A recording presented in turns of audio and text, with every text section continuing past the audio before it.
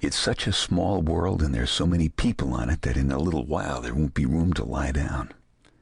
It's such a small world, and with so many people on it, we're almost out of air and water and even time and space enough to think. Rush hour crowds, bruised shoulders in a hating hurry to get home to houses full of strangers, people familied together but never touching. How can there be so many strangers, never touching, apart and alone, when there are such crowds on this very small world?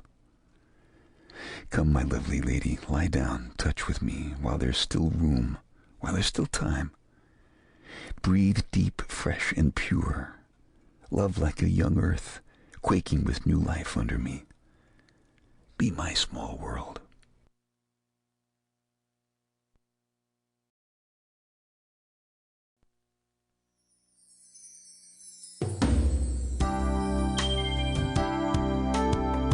If it weren't for dreams, a baby's birth would mean only pain. New Year's Eve would be just another black winter night, and we wouldn't even bother to light Christmas. If it weren't for dreams, we'd lose faith in God and Santa Claus, and any love that lasts for a very long time. Some dreams drive your eyes and hands and insides, bending your life into shape. Others just toss you around the bed, tying sheets around you and dropping you over mined cliffs, falling for hours without hitting bottom. And there are dreams that just wake you with a smile. Somehow the word dreamer has become an accusation. But what's wrong with grown-ups walking together through lawn sprinkler puddles on a summer night, leaving wet footprint designs in the warm cement? Or walking on railings? Or staying up all night just to see the dawn? We've been legend tellers since we picked those two dandelions that were separated by popsicle sticks and beer cans and bare spots in the park. Cinderella and Rumpelstiltskin have nothing on our story.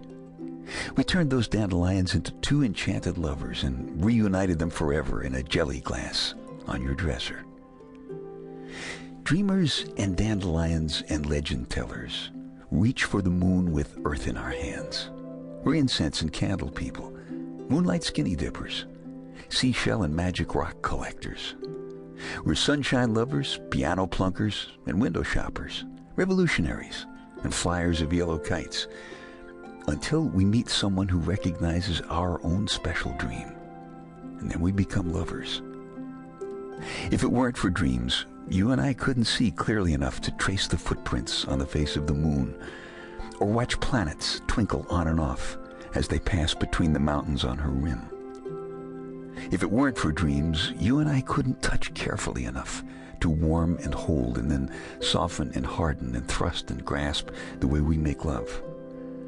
We flow together, boiling in the same water magic that glistens darkly inside the planet, drifting in thin air, glittering the earth with snowflakes, and crushing the edges of continents.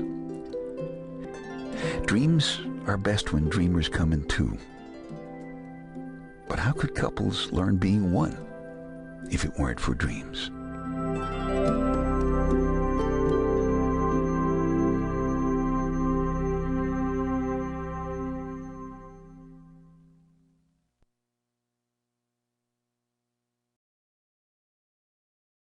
This is a parking meter life.